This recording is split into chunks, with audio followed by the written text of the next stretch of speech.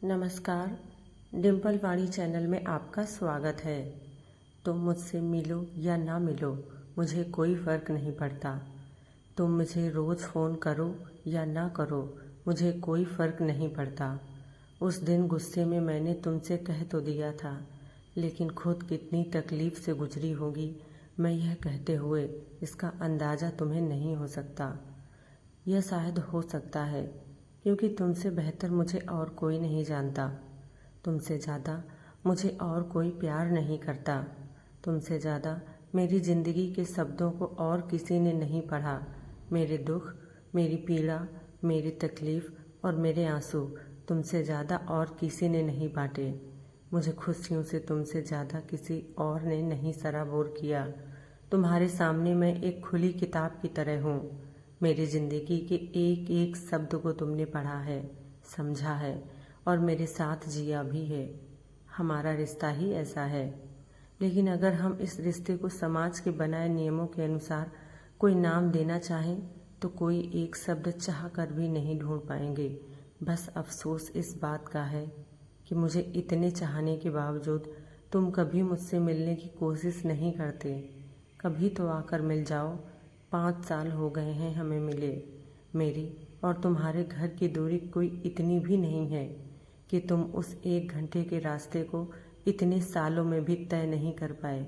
पहले 2-3 साल कोविड में निकल गए, घर से निकलना ही बंद हो गया था। पर उसके बाद तुमने तो जैसे बाहर निकलना ही बंद कर दिया। यह भी नहीं सोचा कि तुम्हारा मुझसे नहीं मिलना मेरे लिए कितनी बड़ी सज़ा है। यह ठीक है कि तुम मुझे रोज़ फ़ोन करते हो, एक बार नहीं कई कई बार मुझे फ़ोन करते हो, मेरा हालचाल पूछते हो। मैंने क्या किया, क्या खाया, मैं सैर करने गई थी या नहीं, या घर से निकली कि नहीं, अधूरी पेंटिंग पूरी की कि नहीं, सब कुछ पूछते हो। मेरी पूरी दिनचर्या तुम जान लेते हो क्योंकि तुम्हें मेरी फ़िक्र है। वरना कौन ऐसी छोटी छोटी बातें पूछता है, और वह भी रोज़। कितने साल हो गए हैं इसी तरह से रोज़ फ़ोन पर बात करते हुए। लगभग 30 साल से इसी तरह से रोज़ फ़ोन पर बात कर रहे हो। फ़ोन पर मेरा हाल चाल पूछना या बात करना शायद तुमने अपना एक दायित्व तो समझ लिया है और उसे पूरी शिद्दत से निभाते भी हो। लेकिन तुम यह क्यों नहीं समझते कि फ़ोन पर बात करना ही काफ़ी नहीं होता, मिलना भी ज़रूरी होता है। अगर ऐसा नहीं होता तो समाज कब का ख़त्म हो चुका होता। लोग एक दूसरे से मिलते हैं, यह भी खुश होने का एक तरीका है। मिलने की ज़्यादा जिद करती हूँ तो तुम वीडियो कॉल कर लेते हो। वीडियो कॉल पर एक दूसरे को देख लेना ही काफ़ी नहीं है वंशज। एक दूसरे के सामने बैठकर, एक दूसरे के हाथों में हाथ डालकर, एक दूसरे को महसूस करना भी ज़रूरी है। आँखों ही आँखों में अनगिनत बातें कहना भी ज़रूरी है। फ़ोन पर चाहे हम कितनी ही बातें कर लें, पर मैं तुम्हें अपने पास महसूस करना चाहती हूँ। मैं तुम्हें छू कर देखना चाहती हूँ। मैं तुम्हारी आँखों में अपने लिए छलकते प्यार को देखना चाहती हूँ। मैं तुम्हारा चुम्बन लेना चाहती हूँ और चाहती हूँ कि तुम मुझे अपने प्यार से सराबोर कर मुझे पैम्पर करो। हम दोनों एक दूसरे की बाहों में समाये बस एक दूसरे की धड़कनों को महसूस करते रहें। दोनों घंटों एक दूसरे के साथ घूमें, कहीं साथ बैठकर लंच या डिनर करें, कोई फिल्म देखने जाएं। मैं नदी किनारे किसी नाव पर किसी बगीचे में तुम्हारे सामने बैठकर तुम्हारी आंखों में झांकते हुए, तुम्हारे चेहरे को सहलाते हुए ढेर सारी बातें करना चाहती हूँ। मैं चाहती हूँ कि तुम देखो कि जब मैं तुमसे बात करती हूँ तो किस तरह मेरे गाल सुर्ख हो जाते हैं, किस तरह इस उम्र में भी एहसासों के गुलाब मेरे चेहरे पर खिल आते हैं, किस तरह तुम्हें देखते ही मेरे दिल की धड़कनें बढ़ जाती हैं। कभी तो मिलने आओ वंशज। तलाश दिल को बस सुकून की होती है, रिश्ते का नाम चाहे जो हो, और इस दिल को सुकून तेरे पास होने से मिलता है। जब मैंने ये मैसेज भेजा था तुमने जवाब में स्माइली भेज दी थी। तुम कहते हो रोज़ ही तो बातें करते हैं हम फ़ोन पर सुमी। आखिर तुम क्यों नहीं समझते कि फ़ोन पर बात करना और सामने बैठकर बात करने में कितना फ़र्क होता है। नहीं समझ पा रही कि आखिर यह कैसा प्यार है तुम्हारा। जबकि हम दोनों को ही एक दूसरे का साथ सुकून से भर देता है। माना कि हम दोनों ही शादीशुदा हैं, हमारा एक परिवार है, जिम्मेदारियां हैं, गृहस्थी है, लेकिन प्रेम अगर है तो इन सब के बीच भी क्या उसे जिया नहीं जा सकता?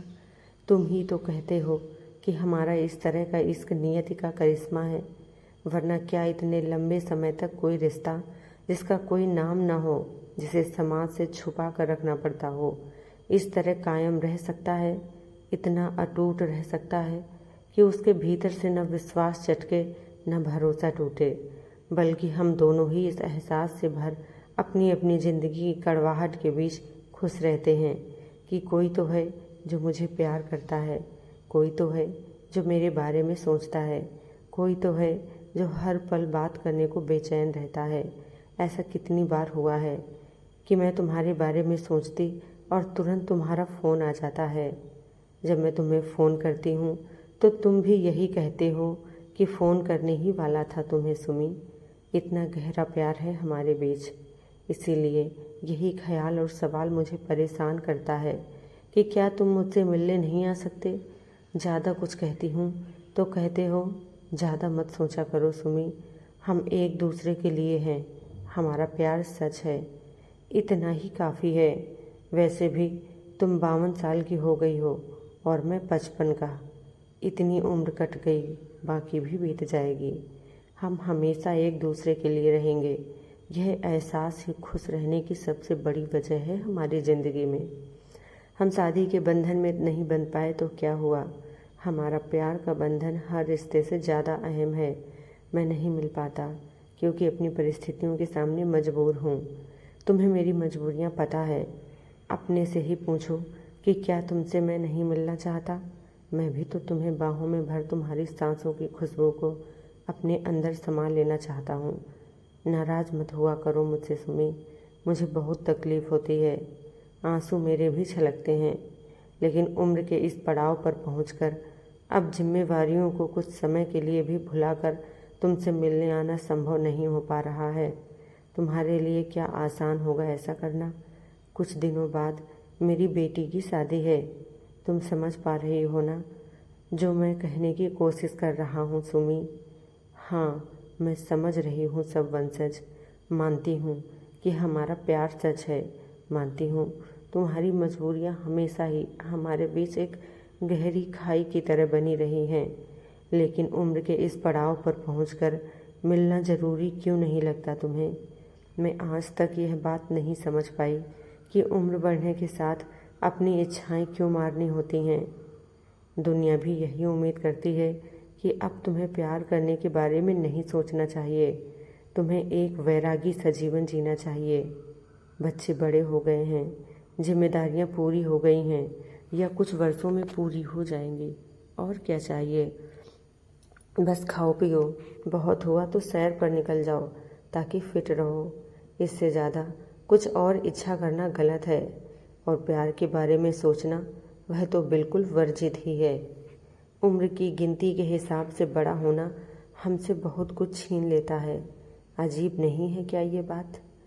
फिर प्यार करते रहना भी तो गलत है वंशज। क्या मुझसे प्यार करना भी छोड़ दोगे? छोड़ सकोगे क्या तुम मुझसे प्यार करना? इस बार मैंने एक नहीं 2 किस इमोजी भेज दी। कैसी लगी कहानी ज़रूर बताएं। धन्यवाद।